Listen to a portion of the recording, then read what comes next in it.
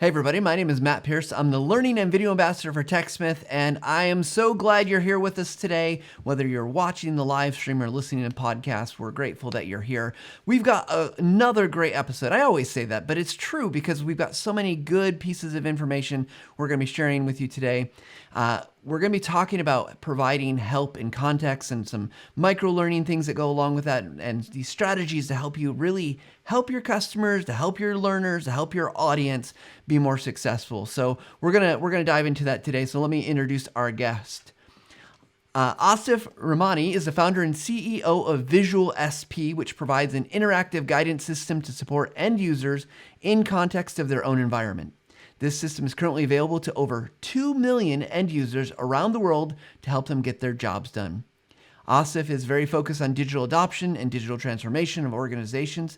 Simply stated, how to get the best out of the technologies in your organization and help your employees get the best experience along the way. Asif has been training, consulting, and mentoring on Microsoft technologies since 2002. He has authored several books over the years for Wiley Publications. He's also been a speaker at conferences since 2006 on numerous topics. He resides in the US, but has performed speaking engagements in several places around the world, such as Germany, Netherlands, New Zealand, UK, Sweden, Ireland, Canada, and more. Asif has been a Microsoft MVP since 2007. And all that to say, he's got a lot of knowledge, a lot of experience, and more. So we want to welcome Asif to the Visual Lounge. Hey, Asif, welcome.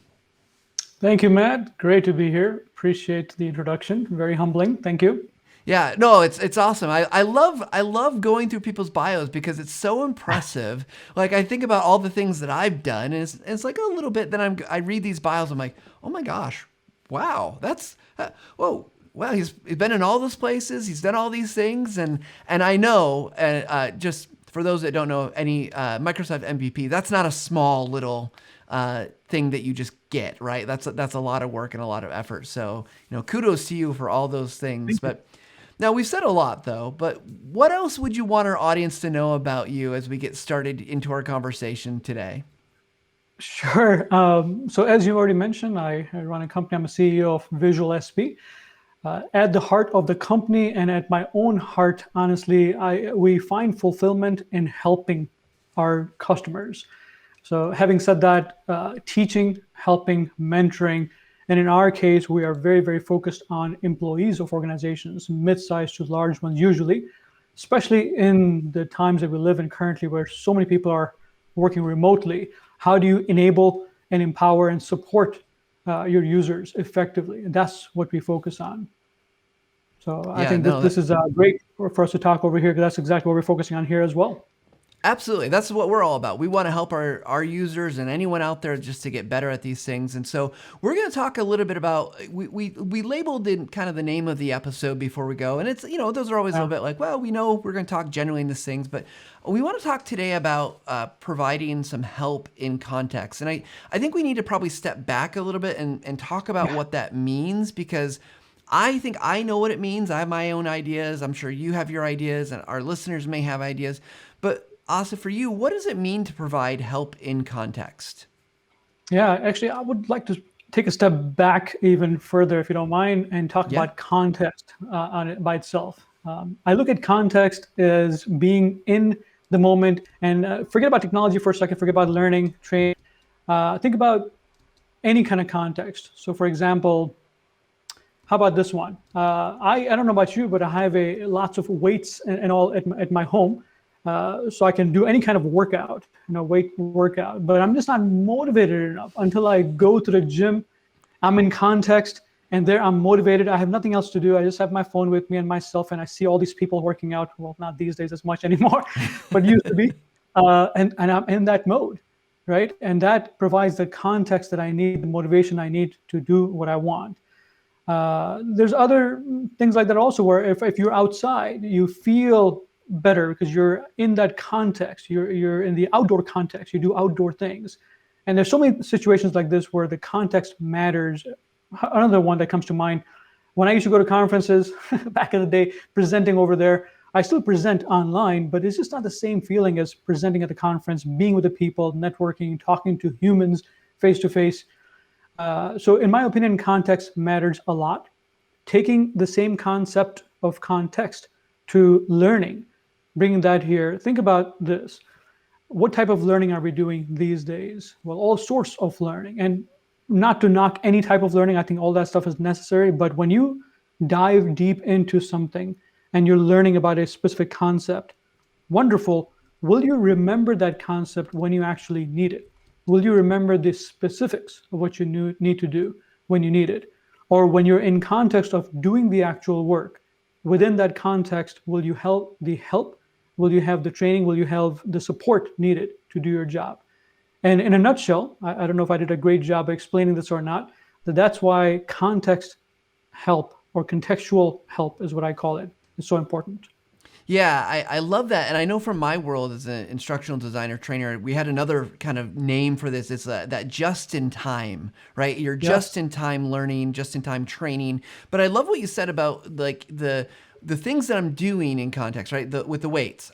Yeah, right? Like we've got so many different things here. I could go and I can lift a weight, I can go walking, but like the context has to be right for me to feel like I can do that. So I love that analogy. And that happens all the time in business, right? Like people are in a context or in a situation and they need to learn. So from your perspective, okay, we've defined kind of what that means. What are some of the ways that you found to really be able to help people be successful? Because it feels like, we're doing a lot of context switching all the time. And it's, then it's where do I find the answer to my question? How do I do, like there's lots of things that I think are barriers, we'll say, to helping people successful. So Asif, what do you think? What's the best way to go about starting to do this for our learners, audience, customers, whatever it might be? Yeah, there's actually studies that have been done on the whole context switching and how much does that cost in terms of time, and also the employers, how much money is it costing them?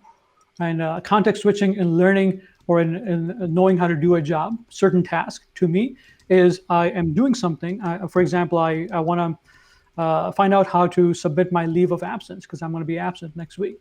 Now, I have not used this system in a long time because I've not had to take an absence.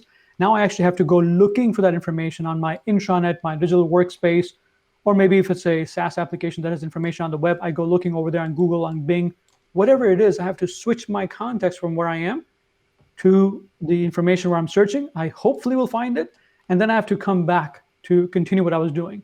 Same thing with any kind of deep learning or whatever else that you're doing. When you're in context in the moment, it takes you time to get to that zone. And when you get out of context, I think the number that, if I remember correctly, was like 20 minutes altogether of time cost that it takes for you to get out of context and get back into context. That's a long time. So in my opinion, if you are looking at something or in person at somewhere, if you need help, the help should be available within that interface. If it's the computer, maybe inline help icon, or maybe some kind of visual tip or something like that. If you're actually in person somewhere where you're looking at something and wondering, how do I use this?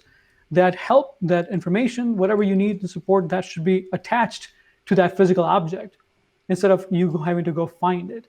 And that, I believe, is the main point behind the whole, mitigating the context switching. Right. So now that it sounds like a great idea, right? Have a button there that can just get the answers, and I know that's what you do. But I'm guessing a lot of people out there, they're looking at the tools that they're using and they're saying, well, I don't have good ways to do that. I'm not even sure what I would put there. So could you walk us through?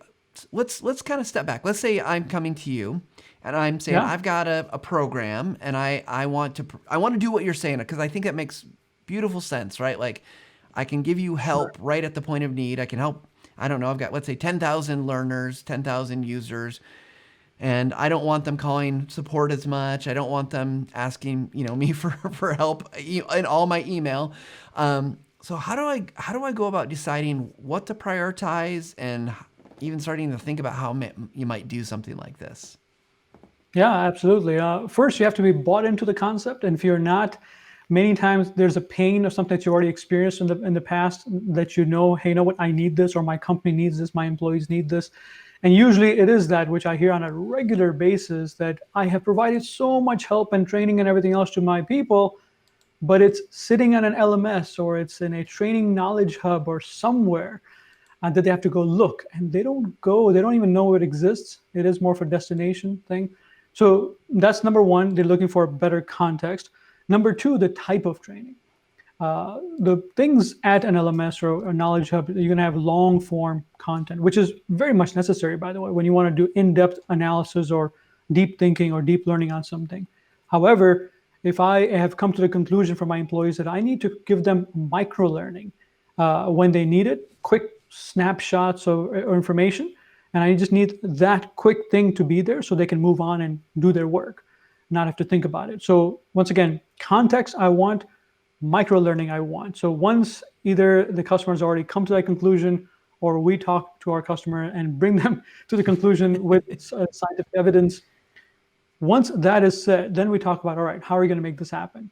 Usually now we, of course, are focused on the computer applications, specifically web applications in our case. We look at a web application and say, all right, what do you have? Is it I mean, it could be SAP, it could be Salesforce, it could be Microsoft 365, it could be SharePoint, it could be any application that you're using. And where do you want to provide that particular help? Is it a place where people are managing documents? Is there a specific workflow that you want them to manage? Or is it a very complex form where you want to provide them help? So identifying exactly where is it that the complexity exists, and then thinking about, let's simplify that. Now, the good, better, best scenario here would be the good one. You know what? I have some maybe printed out information that I give to my people, and they just have it on their desk. And they know that when they come to the screen, look at the information on my desk, follow along, you're good, like a tip sheet printed out. A better one, in our opinion, is where you are inserting some information directly as text or some kind of image directly in the application. So it's available as a tip when you hover over it, right? A best one is an overlay on top of the application itself. So now, even beyond that, what I'm looking for, maybe I can watch a quick video, or maybe see an annotated screenshot or a tip sheet or something else, which is what we do as a company.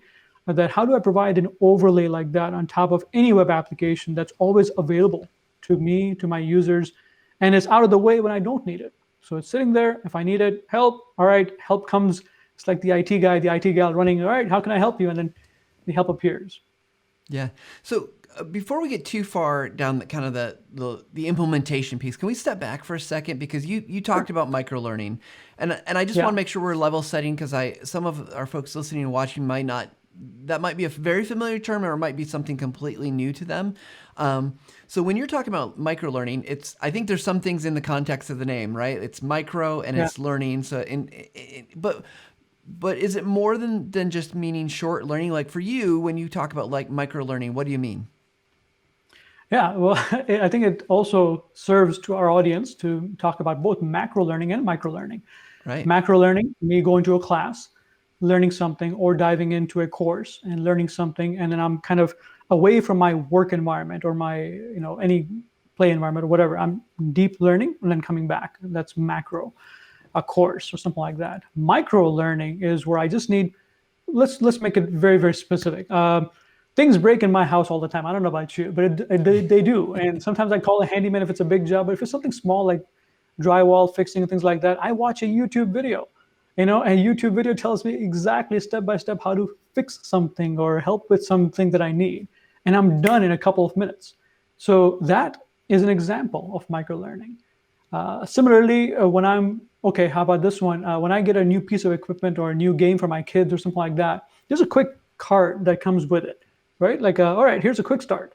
And there might be a manual also, but no one's gonna look at a manual these days. Give me the 5 steps. Just quickly start having fun with this game is what my kids are going to say. So that's micro-learning as well. If anything similar to that, where it's helping me be productive right away, move on, because people don't have time. We live in the days of Snapchat and Twitter and everything else. And everywhere you look at, everything is micro format.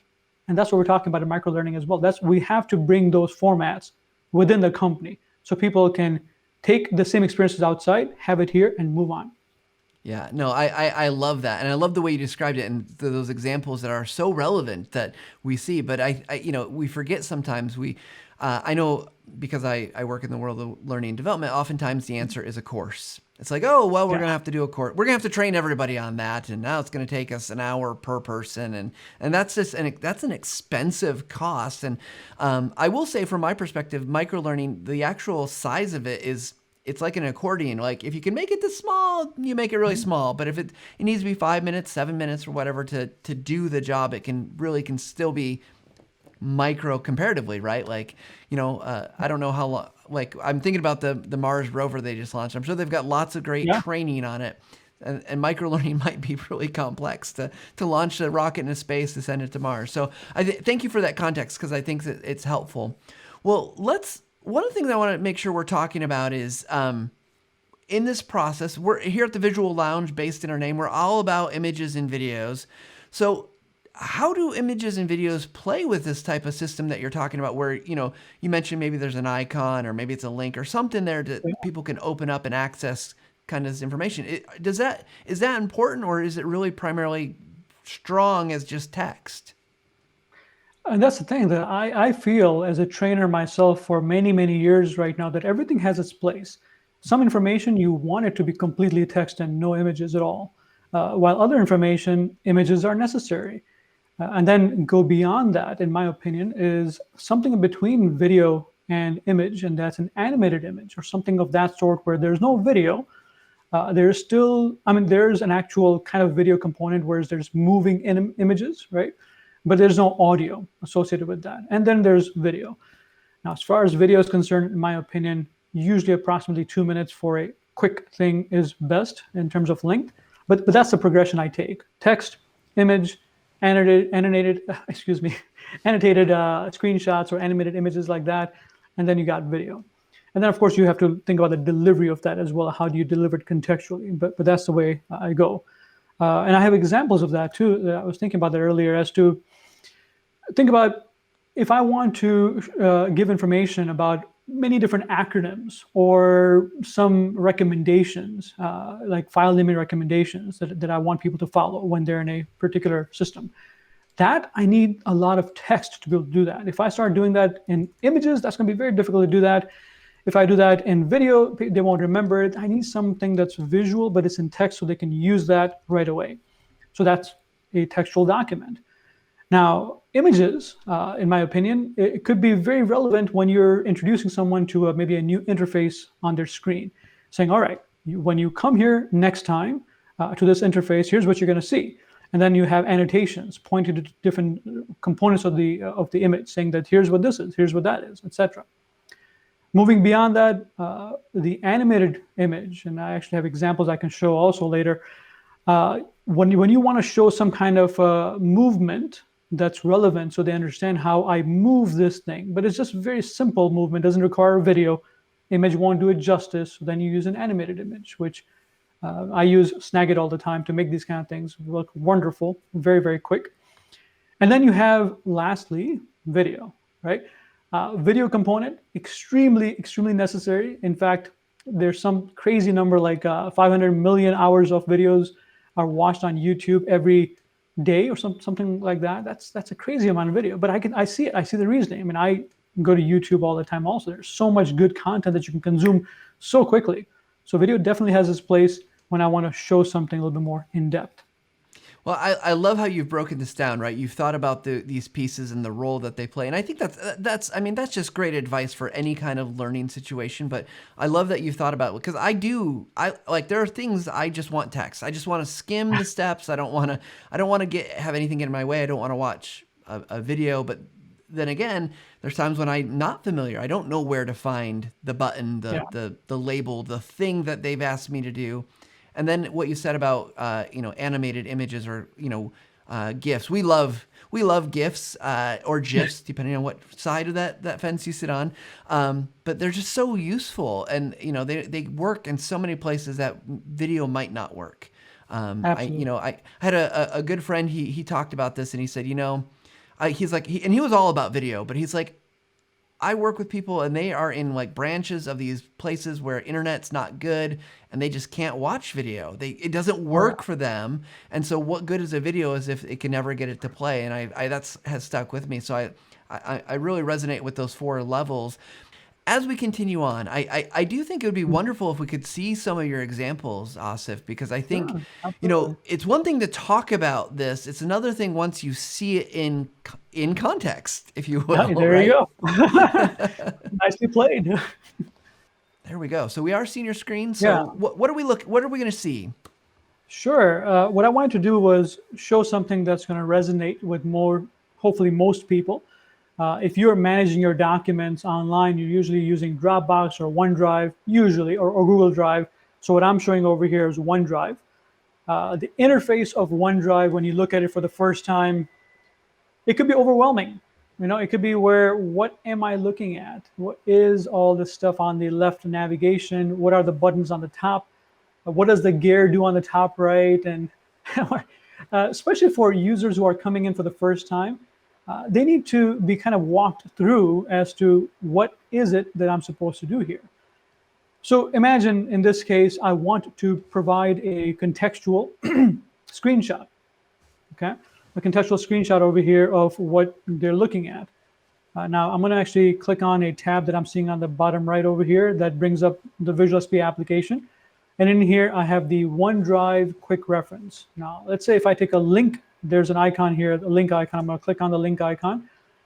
If I've sent a link to the screenshot of OneDrive, sent it to somebody, they come to the OneDrive interface, automatically the OneDrive quick reference image comes up with the annotation showing me, here's exactly what you should be seeing on OneDrive. Here's where you can preview the file. Here's where you see the image, the settings on top, the top link bar, and the waffle, which you can use in Microsoft 365 to go to different applications. And if I'm a user, I get something like this, I'm either going to print it out or I'm going to pop it out and I'm going to have it in a different place over here. So I have that as a reference when I'm doing things. And that's where an annotated image, or an image in this case, would really help users to understand what they can do. Yeah, so if I can interrupt for just a second, just add some commentary here. I mean, this is awesome because having this job aid, right? Like if you're not familiar with this, having this quick job aid is something that people use they do this all the time for themselves. And for anyone listening, we actually have a course about making these types of things in the TechSmith Academy about job aids. And so I think this is a great mesh of those things. And I love your example here because it does become instantly clear. And you even used a term that I don't know that I knew. Maybe I did, but you said waffle. And I'm like, what's the waffle? Right? But I knew where to look because there's like only one thing that looks like a waffle in the upper left-hand. It's the grid of where you can find your open Office 365 apps. But yeah, if someone doesn't know that, exactly, it's easy to get lost. Yeah. Now in this particular screenshot that I'm showing, we don't put the word waffle in there, but it could be pretty easily changed, and you put that in there. That's what you want people to think of it as. But yeah, these are the kind of things which you're not going to intuitively get unless someone tells you and hopefully shows you, like we're showing here. Absolutely. All right, moving onwards. So once again, I'm still in OneDrive right now. I'm showing a bunch of documents here. Now, think about documents. No matter who you are, chances are pretty high you're managing some type of document. And if you have not named your document properly, the chances are very, very high that you will not know how to look for it, navigate or search. And others, if you're trying to tell somebody else, hey, go look for it, they won't know how to do either. So one of the things that's very important for most employers is I need some file naming recommendations to be available to my people. So I'm going to show you an example of that in here. There is a file. Actually, I'm going to start just typing it in. So file, here we go. File naming recommendations. Click on that. Now, what you're seeing on your screen is a document. It just starts out saying file naming recommendations, and it has many different guidelines as to what special characters not to use in a file. Right. How do you separate words with underscores if you need to, and other things like that. Would you know this thing intuitively? Chances are no. And even a seasoned professional like myself also would need to be reminded, like, oh, what am I supposed to do if I have this special instance? Well, here's the guideline. And this kind of thing works really, really well in text format. But here, pictures really won't do it justice. Having a file naming recommendations document does wonders, right? So Yeah, that's I love this idea of we call it in the instructional design scaffolding, right? You're saying here ah, is a piece of support. I'm going to support you, and at some point I might not need this. If I'm working at the organization 5-10 years, and this never exactly. changes, I probably get it eventually. You know, what symbols can I use or not use? Do I use underscores or dashes? However, until I get to that point, this is something like this is, and it's so simple, right? And even in that this is mostly text, I love that the symbols are all listed there. I'm not questioning. It's just I can quick glance at it like, oh, why can't I do this? Oh, I can't use an asterisk or whatever it might be. Exactly. And I got to tell you, Matt, that even if you are a seasoned professional, but you've not used something, obviously this is simple file naming, but if it's some other system that you need help with, you've not used it in a year, you will forget. And at that point in time, it's best to have a refresher available to you in context whenever you need it. That's the idea. Yeah, this is All right, great. so yeah, I'm going to go ahead and close this one. I closed the document here. So we talked about a regular text document. We talked about an image, an annotated image. Now a third thing. So looking at the OneDrive interface, there is one thing over here where you can actually change the width of a column very easily just by dragging it like that. Now let's say if this was the current default interface that I'm looking at over here. So what I'm looking at is cutoff names of documents that I have to hover over to find what they are. A very simple fix, obviously, as a user, I can just make this wider, making a column wider. But how do I know about this thing? These columns over here, they're not visible. So how do I know to hover over that and do that? Well, that's where video might be an overkill. Text won't do it justice. Image, you can't really have it do justice either. So that's where the animated image comes into play. And I'll show you an example within, once again, the VisualSP system here. And adjust column widths help item, a training item, or whatever. It's just basically contextual help item over here. That if I click on this or if I have this available as a user, now what it's showing me in this animated image is how easily I can change the column width as a user. It's a very short animated image, 10 seconds or so, but it just does the job, tells me exactly what I can do.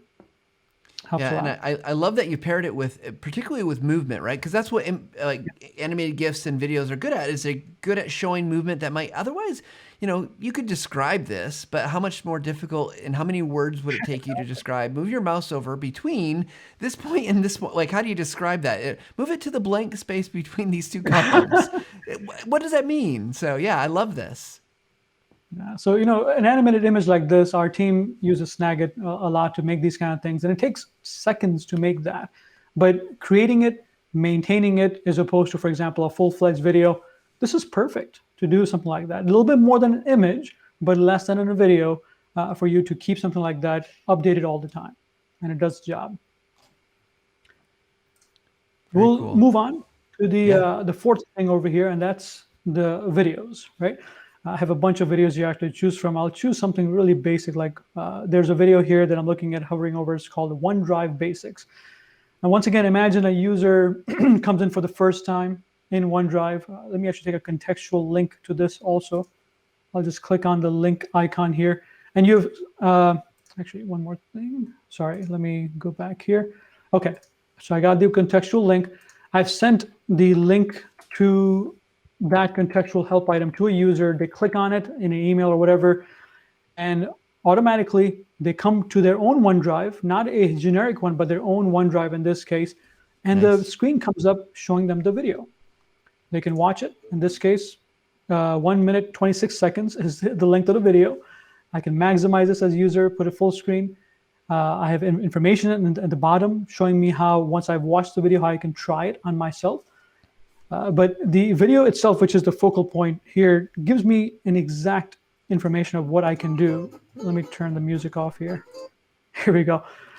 And sometimes you need that, right? So in this case, it's giving me a tour of OneDrive, all different features of it and everything else. And I would appreciate that, to have a quick tour.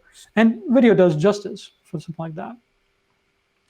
No, this looks awesome. And and I love that you're being able to do this and build this into the systems here, and it makes so much sense. Especially, we think about it's easy if you're working in tech. It's easy to assume people know these things, right? They know the waffle menu. They know that they can drag between columns. So I love that this is easily able to provide that kind of information. So I'm looking at this system and I think, wow, this is really cool. This is really great. And I'm guessing some other people are looking at it. And obviously we can go to VisualSP and work with you and getting this. But do you think there's room for some of these concepts? Like, let's say we've got the TechSmith Academy. It's just a website. Is this a concept that's good in a lot of places, or is it really just kind of some of these like bigger software tools that we should be thinking about doing this? And obviously it'd be great if everyone could use VisualSP, but some organizations are not going to have the option. Should they try to, put other things into their systems to provide this type of help? Absolutely. Absolutely. I mean, what we're doing is an overlay. Obviously, ours is a pre-built system, but if someone wants to build it, that's not that difficult. Of course, it takes time and money to do that, but you can do it with enough motivation on any system. Having an overlay directly on top of your system doesn't have to be a SaaS application like Microsoft 365. It could be a custom application, and it's all doable for sure. And it has proven to go a long way helping your employees. And once again, as I was saying in the beginning of our program here, that remote employees especially, it helps quite a bit. Imagine you're just separated from your coworkers, you're sitting in your own environment on your laptop, and you have a question and you can't ask someone. It isn't awesome to just have some system right there that can help you. So that's the beauty of the whole thing. And yes, absolutely, you can do it yourself. You can do it with VisualSP or other methods as well. Yeah, I know when last year, not too long from now, a year ago, when we all kind of dispersed and went home, and it's like, oh, well, I can't, I think I found myself turning and looking like, oh, I can't ask anyone these questions. I can go into Teams or Slack or whatever, but not the same as just being able to turn and ask somebody. But I love this. You ready for a couple questions from our audience? Sure. All right. The first one is, how do you figure out what people need to know and what needs a job aid or an overlay? So let's take the first part of that. So you're looking at your system, and obviously there's lots there. Like even your example OneNote, there's so many things you could cover. Maybe unrealistic to cover make something for everything. So how are you going about identifying those initial needs? Yeah, I could tell you a whole story about how to do it the wrong way. But you know what? Maybe I will tell the story. It's going to be very short. I won't take too long over here. There's a university in Michigan, so not too far from. I'm in Chicago. And I'm in Michigan, so hey. That's right. There you go. So Michigan, your state university. I can't remember the exact one. Maybe it was Michigan University. This actually happened when they switched their intranet back in the day. They provided a lot of content on that intranet. There was one thing that they forgot to provide. And once again, they were doing this because they had not done any research. They were just putting all the stuff that they thought was necessary. And that one thing that they forgot, everybody was looking for. It doesn't matter if it's student, faculty, whatever, everybody's looking for. You want to guess what that was, Matt? Probably like login or something like that. You would think it's something like login or something like a systems information or faculty reviews or class information, but it wasn't. It was something that everybody cared about, everybody, and that was the cafeteria menu. It was cafeteria menu, and they didn't put that in there. Now, the reason they didn't put it in there is because they didn't think about that as an important piece of information. It was there in the previous intranet, did not make it to the current intranet. So the reason I recall the story is because you definitely need to know what is needed by your audience, not what you think they need, what they really need. Will you know on day one exactly what they need? Well, yes, maybe, hopefully, sometimes no. The best way to understand when you're rolling out a new system altogether is look at the behavior, look at their search patterns, look at what they're doing, not what they're telling you. If you look at the behavior and the search patterns and their movement of the mouse and everything else, if there are many systems that let you do that, you can find out a lot. And within a month or even less sometimes, you can put in all the information that they did not have, that you didn't think about. And same thing iteratively, the next month, you put more information in. We've done that quite a lot, actually. We've done a lot of research on this as well, that understanding user behavior, understanding their patterns of search and navigation, everything else, and then giving them what they need is so much more important than you having a committee of people and trying to decide of what should be important. It's very much about what your people want instead of what you want. Yeah, well, I love that. Watch what they do and not what they say. That's so true. And I love that our Jessie, who's monitoring the chat, she just put food is very important, which that makes total sense when I hear that story. Yes. Like, of course, there are people want to know what that is. That's a vital part of their day. Probably maybe they plan on which cafeteria they go to based on the menu. So I love that. So okay, so that's the first part of the question. The second part of the question was, you showed us a really cool overlay, and then you like kind of a job aid. Those might, we could look at maybe a job aid as something that you print off or you hand out versus something here. You talked about the differences between when you use the animated GIFs and videos. What about from an image standpoint? What kind of guidelines would you say are valuable to help someone to make those decisions about, here's what I'm going to put in this context? Maybe it's text versus image, or what else would you say about that? Well, you want to make it as simple as possible. Number one, the image that I showed, it was an annotated image of, in this case, an interface, which is fairly complex. I don't want to use the word cluttered, but it is pretty complex. There's a lot going on in that. You decide to go from text to images when you have reached the boundary of text, where you cannot really paint a picture in someone's mind, right? So that's the logical next step. Now, for me as a trainer, and honestly, forget about me as a trainer, but anybody, our mind thinks in pictures. That's a fact. Everybody thinks in pictures. So if you show somebody an image as a baseline, chances are pretty high that they're going to understand it pretty quickly. Aside from technical stuff like I showed over here, think about images that convey emotions. Mm-hmm. You're showing some kind of a situation out in a third world country or somewhere where there's a war going on, and you show an actual person running away from some situation. Just that image by itself can contain so much emotion and so much information that you can gather, and without saying a word. So you, in my opinion, you definitely want to look at images as a very powerful tool, whether it's a photograph or a screenshot or something, a combination to start with. Once again, goes without saying that sometimes you need text, obvious as well, but my baseline usually is images if I can, and otherwise below that or above that. No, awesome. So we got another question that came in, and it's how many times do you have to do a contextual microlearning into a habit? So I'm guessing they're asking how long, like, let's say I have access to your tool or another tool that I can do that. I can access, as a user, I'm accessing that. Is there kind of a set guideline? Like if I do that, if I look at that 5 times, 10 times, does it become a habit, or is that kind of besides the point that we don't really need it to be a habit because I've got the support right there? The latter part of it, what you said, Matt, I think it's not about the habit. The habit should be that I am taken care of. As a person, I'm taken care of. So when I need help, I don't have to have that anxiety that, okay, well, wow, now I have to go ask somebody or call someone or look for someone. It's when I need help, I have it. Other times, I don't care. Let me just do my job. What I've shown, of course, was clicking on this tab over here on the bottom right. But other things we've not even talked about over here is you can have it in a form of a walkthrough that just step-by-step guides you through something, or an inline help, a small icon or something that's sitting there in an interface. Once again, giving the visual clues that are available to me as I need it, just in time, but not when I don't need it. I'm going to ignore it, and that's perfectly fine. Awesome. Let me just check questions here. Another one that came in, and we'll see if you want to answer this one or not. What does Asif use for video production, and what's the pros and cons? So this is a user over on YouTube. We did not plant this question, I promise. So I am not affiliated with TechSmith, as Matt will tell you. I'm affiliated with VisualSP, obviously. Having said that, for the last 15, maybe even 20 years, I'm trying to remember exactly when I started this thing, I've been a lover. I love using Camtasia, Snagit, and I use Jing for some period as well, which has, I believe, changed now into Capture, is it? I think that's what it's called.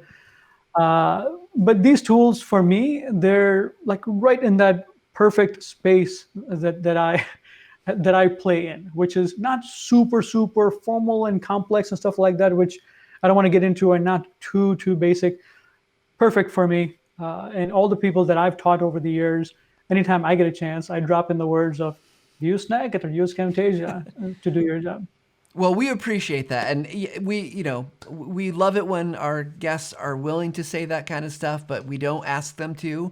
In fact, usually I start one of our conversations with, "We're not here to talk about TechSmith products. Yeah. We're here to talk about you and your stuff." So, but thank you for that, because I do think, to your point, we'll put the specific tools aside. It feels like everything you're talking about, I mean, from that just in time for the end user, but also for as a creator, right? Like I don't want to be spending days or weeks or months to have to create content to support some of these features and some of these actions. I mean, I suppose if it really needs it, it would be worth it. But like you showed us 4 examples, but yeah, it looked like in the tab that you brought up, how many pieces of information were you able to provide? And I'm guessing if you're spending 2, 4, 8 days making a video, you're providing less help overall. Yes, absolutely. You do want to minimize the investment of time and maximize the impact, is my motto. And that's what I preach all the time internally to our own company folks and externally as well. Things are moving and changing too quickly. Another example comes to mind over here, Matt, if you don't mind me sharing. Please. I do conferences, or at least I used to, in-person conferences all the time. I spoke at them. I love looking at into someone's eyes and be able to see that light bulb go off when I'm explaining some concept. And I remember in Netherlands, I was at a conference. Netherlands obviously is on the other side of the world and different time zone. And I was at night over there, I was making a demo for the next day. All right. I made the demo. It was a quick video and quick all that stuff. The next day when I was presenting, which was already night over here in the United States, it had changed. The information had changed. The interface had changed, and my demo didn't work. I'm like, what just happened? It turned out that this SaaS application that I was using underlying to make this stuff, it was on my Microsoft, and that interface within that application had changed overnight because Seattle and Microsoft, they deployed a different build. It really, really made me upset at that time. But, I understood at that moment that, what, I can't control that. Nobody can control that.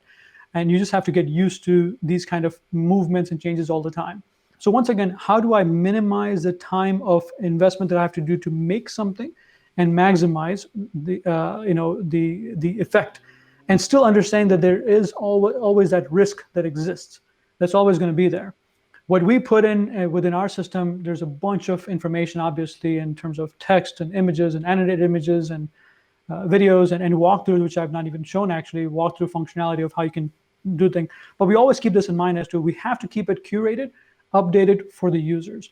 They shouldn't have to worry about, oh, well, what if Microsoft changes something? Or don't worry about it. We got it covered. We keep it all updated for your users. So it's always up to date. That's hard to do for most companies, and that's the reason we exist in the first place. Our customers, for example, they make their own content as well, but that's about maybe 5% of content that they're making. 95% of the content that we're making, we're curating, we're keeping everything updated. Because it's hard. It's especially these days in the SaaS world that we live in, everywhere for every application, it's hard.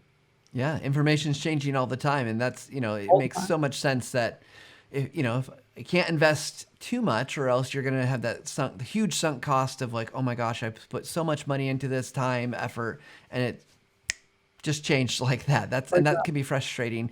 And not only, I'm assuming not only to you as a creator, but also your end user, because they don't want to be lost either if they're relying on that system. So great information. So many good stories. Thank you so much, Asif, for joining us today. Before we wrap up, like you say, unfortunately, we didn't get a chance to get to the in context demo, but if people want to learn more about VisualSP, more about you, they want to connect with you, where should they go and how can they find you?